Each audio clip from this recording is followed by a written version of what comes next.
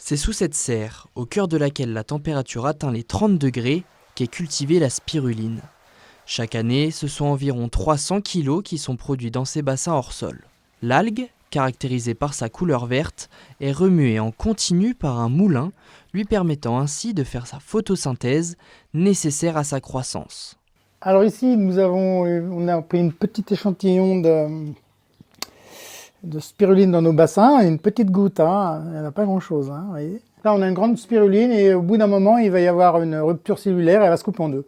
Et c'est ces deux petites spirulines qui vont donner naissance, ainsi de suite. Ils se reproduisent, voilà. En moyenne, on a 20% par jour de développement dans nos bassins quand on a la température adéquate et puis l'ensoleillement. Cette algue, qui se décline en gélules, poudre ou encore confetti, est un complément alimentaire notamment prisé par les sportifs. Prise sous forme de cure ou quotidiennement, elle aurait de nombreux bienfaits pour le corps. Ça booste énormément les défenses immunitaires.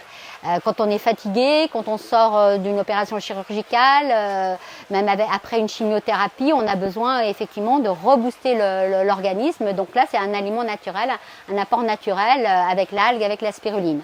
J'ai aussi beaucoup de personnes qui manquent de fer. Dans la spiruline, vous avez beaucoup de protéines, vous avez aussi énormément de fer. Donc ça permet d'avoir un apport en fer végétal naturel.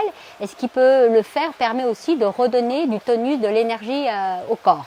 Ils sont près de 200 en France à exercer l'activité de spirulinier.